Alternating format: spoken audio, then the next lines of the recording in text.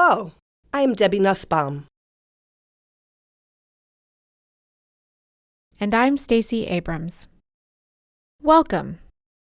As family members of a deaf or hard of hearing child, similar to family members of all children, you are the most important person responsible for your child's development. While much of what you will do to nurture your young deaf or hard of hearing child will be the same as for all children, there are other aspects of their development which are unique, the most critical being language acquisition. Why it is critical to promote accessible language right from the start, and recommendations about how to do this? That is what we are going to discuss today.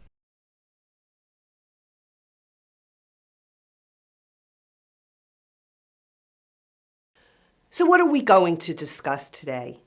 We're going to share what evidence and experience tell us about language acquisition for children who are deaf or hard of hearing, with the goal for you to use this information to collaborate with your child's early intervention program, to plan for the individualized language and communication needs of your child. We are going to discuss what we know about language access for deaf and hard of hearing children, what we know about language acquisition for all children, and recommended practices to support your child's language acquisition.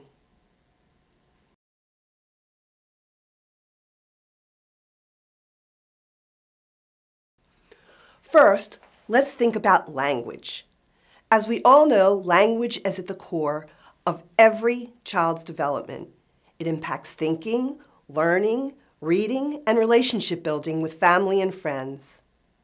Similar to all children, the goal for a child who is deaf or hard of hearing is to develop a shared language with their family, a language that both the child and the family members use.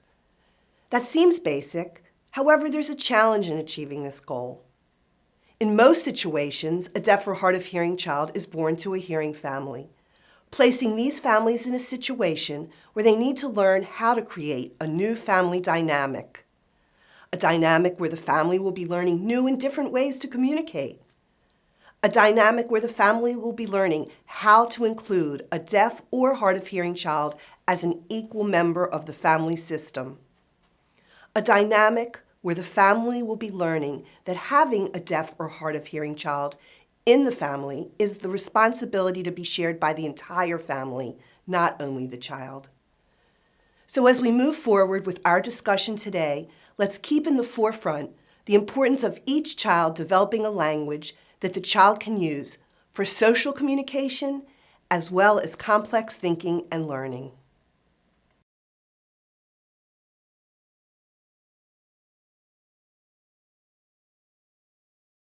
From birth, typically hearing children have full access to a spoken language through listening. With ongoing use of that spoken language, which is accessible to them and plentiful in their lives, they have natural opportunities to acquire that language. But what about deaf or hard of hearing children? How can we make language and communication accessible and plentiful in a natural way to them, so they can have similar natural opportunities to acquire language in a timely way without delay? We are going to discuss the difference between communication and language, the beneficial role of visual language, and the varied roles of listening and spoken language.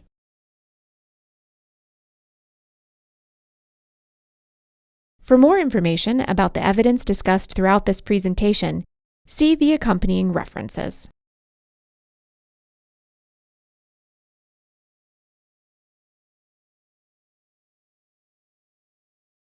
First and foremost, we know that a deaf or hard of hearing child is a child first, and that establishing an early connection and bond should and can occur immediately. As you get started in engaging and interacting with your child, keep in mind that there is a difference between communication and language. You don't have to be fluent in a language to connect and communicate with your child. Communication is the sending and receiving of thoughts and ideas. Communication often happens through language, but it can also happen in other ways, like body language, eye contact, facial expressions, or gestures. Language is a rule-governed, systematic way of communicating. Languages can be spoken languages, like English or French, or they can be full natural signed languages like American Sign Language or Mexican Sign Language. For all children, development of a full language, or languages, is the primary goal, regardless of whether an individual learns a visual language, a spoken language, or both. This is critical to supporting complex thinking and learning. So yes, communicate through eye contact, facial expression, and touch. Bond with your child. But also get started in immediately promoting your child's language acquisition. Thoroughly explore what works best for your child to acquire a full language.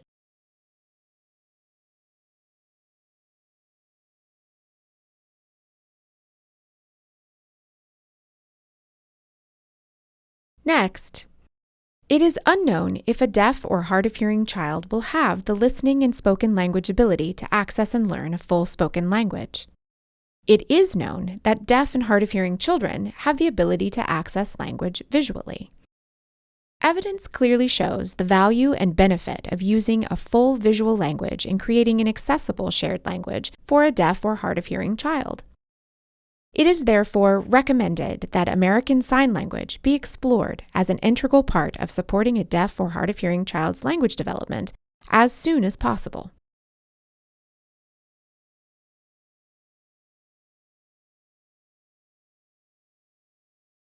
As we move forward with our discussion, it is important to discuss the difference between ASL, American Sign Language, and signing or sign systems.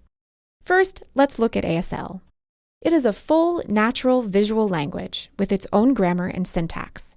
It does not have a spoken component. It is not a signed representation of English. This is different than using some signs or a system of signs to represent English as a language. A sign system used in combination with spoken English is not a signed language. English is the language. Signs are a tool to clarify English. For those of you not familiar with this difference, let me demonstrate the difference between signing English and using ASL. First, English. The cat ran up the tree. Now, ASL.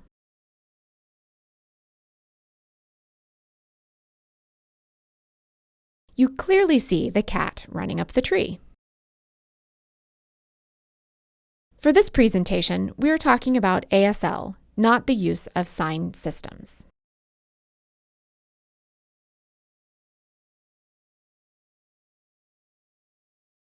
Evidence shows us when deaf families raise their deaf children with ASL from the start, those children typically acquire a full language in a timely way and follow a predictable set of milestones. These strong language foundations then set the stage for critical thinking, reading, social, and identity development. For hearing families, evidence shows that when provided with appropriate supports, families can and do learn ASL at a level where they can promote their child's language acquisition using American Sign Language. And that is similar to deaf children from deaf families. These language foundations can then set the stage for critical thinking, reading, social, and identity development as well. So, for hearing families who are worried that you will not be able to learn ASL, you can do it, and it will benefit your child. Work with your child's early intervention program to find the resources you need. Your child's language acquisition is worth the investment.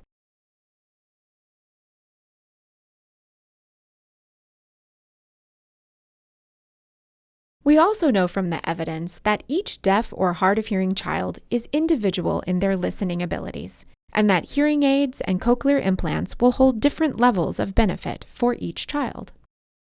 Some children may develop the ability to use their listening to learn a full spoken language, while others may develop important listening and spoken language skills, but may not be able to access and learn a full spoken language.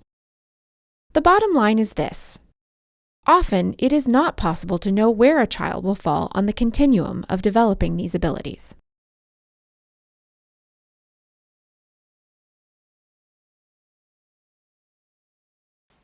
So, we just discussed what evidence tells us about what is important for deaf and hard of hearing children related to language acquisition. Next, we're going to discuss what the broader body of evidence tells us about language acquisition for all children. We're going to look at the benefits of being bilingual, how language acquisition involves pattern finding, both auditory and visual, the importance of language being accessible, interactive, and abundant, and the critical window of language acquisition for both auditory and visual languages.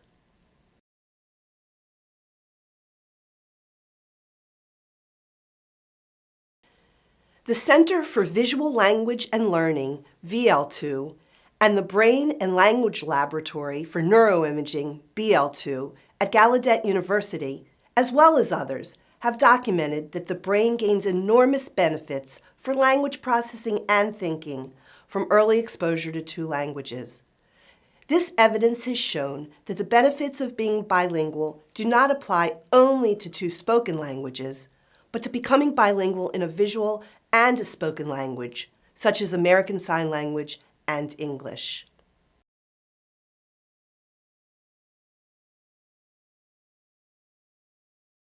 For those of you worried, based on what you may have heard or read, that your child will not learn to listen and speak if you use sign language with them, there's no evidence showing that this is true.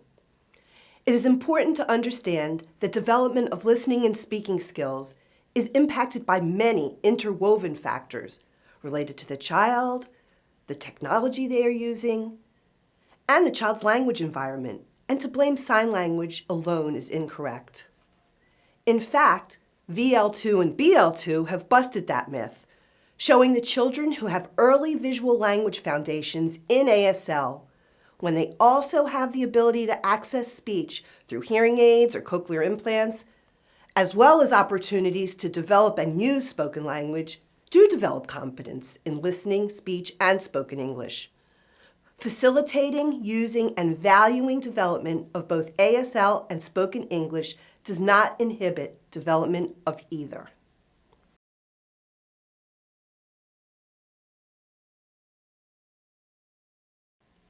Something else that we know about language acquisition is that it involves pattern finding, whether those patterns are auditory or visual.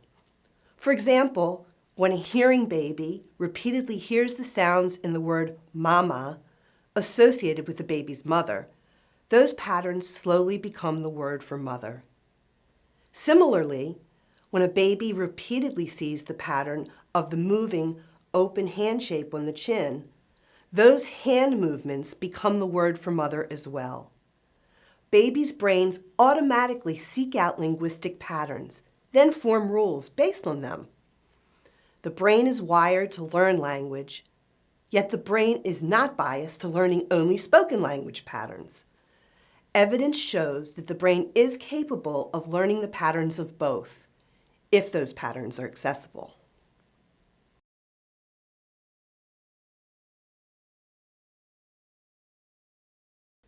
And next, we know that to acquire any language, whether visual or auditory, there are three important things to take into consideration.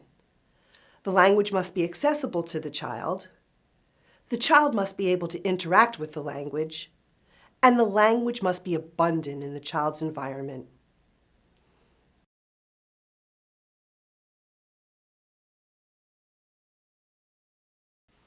About language access. Evidence shows that early access to a language sets important foundations for language acquisition, thinking, and learning. So if it's uncertain if your child can effectively access language through listening, it becomes critical to promote access to language visually, to prevent language delay.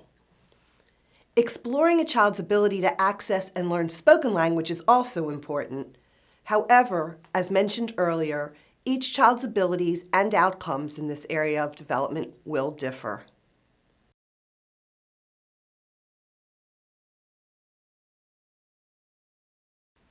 About being able to interact with a language.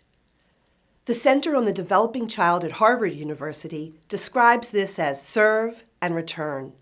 Similar to a tennis or a ping pong game, the child must be able to have a back and forth exchange with the language to learn it and shape the neural connections in the brain.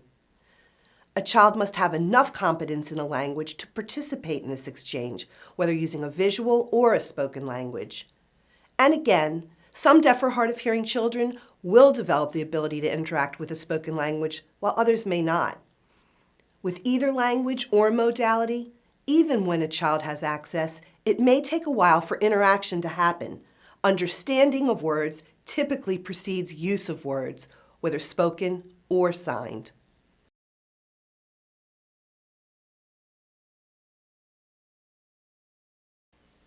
And next, about the importance of language being abundant in a child's environment. A strong vocabulary sets the foundation for learning any language, whether it is a spoken language or a visual language. The evidence from the 30 Million Word Initiative, a research program at the University of Chicago, shows the relationship between developing a large spoken vocabulary and building strong spoken language foundations. This research should be considered in the same way when looking at deaf children and the importance of developing a large visual vocabulary and building strong visual language foundations. Language is language, visual or auditory, and evidence indicates that the principles for stimulating language acquisition are parallel.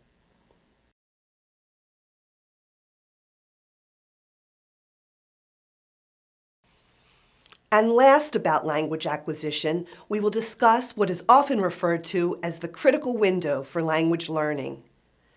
Evidence shows that the critical windows for both visual and spoken language are similar.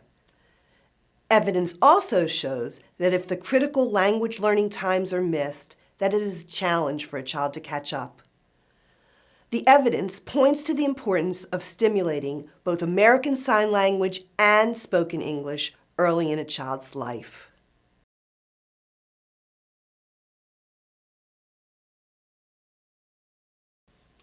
So, in summary, we know that deaf and hard of hearing children benefit from visual input and visual language to promote bonding, language acquisition, and learning. And there are numerous benefits to becoming bilingual.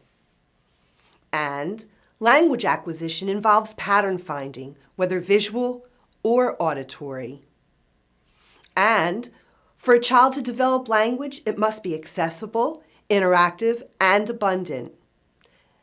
And the critical window for both visual and auditory language learning is early, and neither should wait. And even with timely fitting of the best listening technologies, we cannot always predict what role listening will have on the path to acquiring language. And last, there is no evidence demonstrating that ASL harms learning to listen and speak.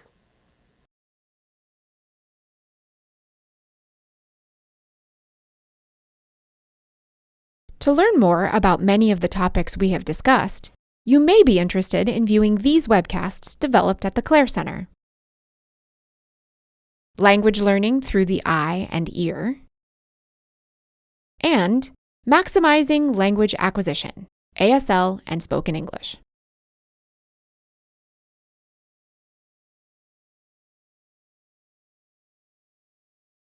And now we will move on to the last part of our presentation. Based on what we know about language acquisition in general, as well as language access for deaf or hard of hearing children, what are recommended practices for your child?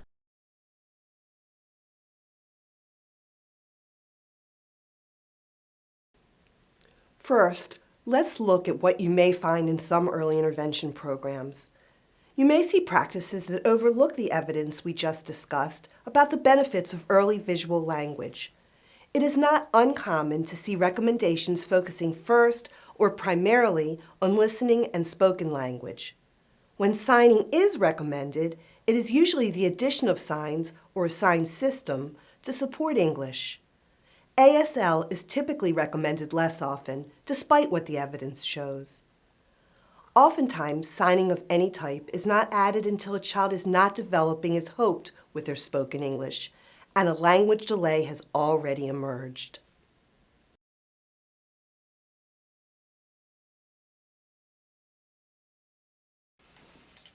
So, what practices are recommended based on evidence and experience?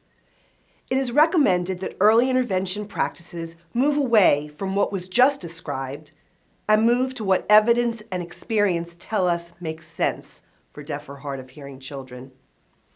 This means looking at practices which stimulate language acquisition visually in American Sign Language, as well as English, both spoken and written, right from the start. The goal of these practices, using multiple pathways, is to facilitate a child's development in ASL and English. It is important to keep in mind that each child will acquire each language in their own way.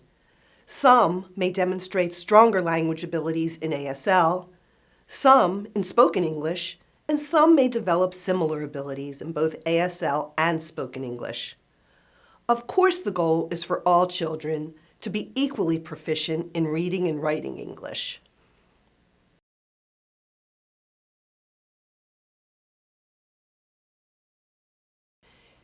To identify early language acquisition practices to best match the characteristics of each child, it is strongly recommended that early intervention programs include a systematic process for individualized language planning.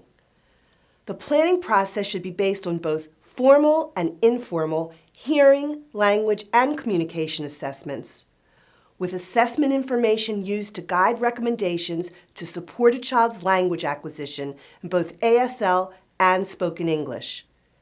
It is crucial that the process include a system to monitor a child's progress and adjust the plan as needed. More and more programs are now incorporating language planning into a child's Individualized Family Service Plan, IFSP.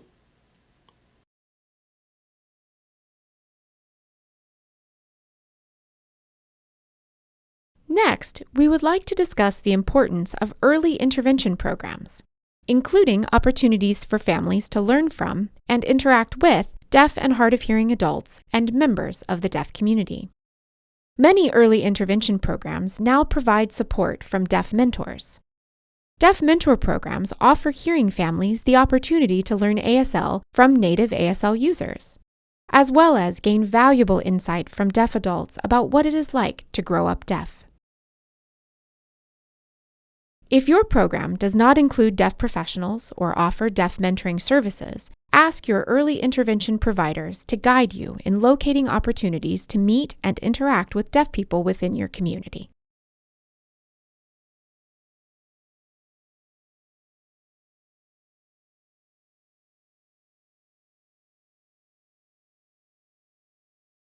It will be important to work with your early intervention providers to learn about the many strategies you should include to positively impact your child's access to communication and language.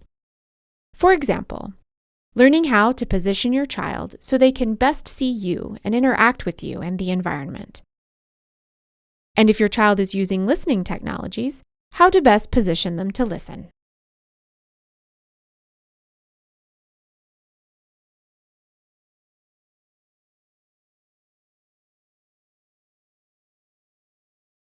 Related to ASL development, it is important to identify services which can support your learning in natural, interactive ways through daily routines to guide you through the ASL milestones.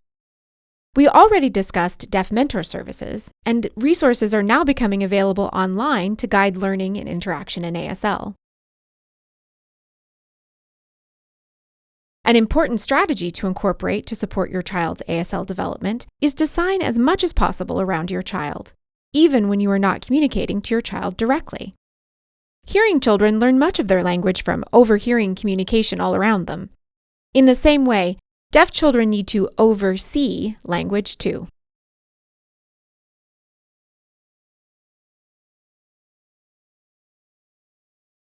Related to listening and spoken language, there are many strategies to guide this area of development. It is important to obtain services from professionals who can coach you in learning how to observe and understand your child's auditory behaviors, and how to move your child through the milestones of listening and spoken language development based on the listening technologies the child is using and their goals. It will be important to learn about how to incorporate auditory and spoken language opportunities into daily routines.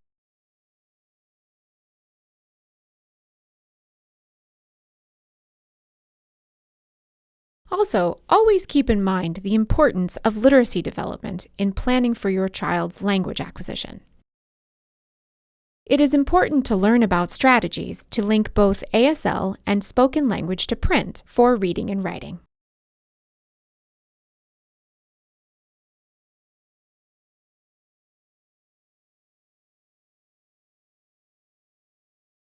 In closing, we have shared with you what evidence and experience tell us about deaf and hard of hearing children and about language acquisition, as well as recommended practices that are based on this evidence.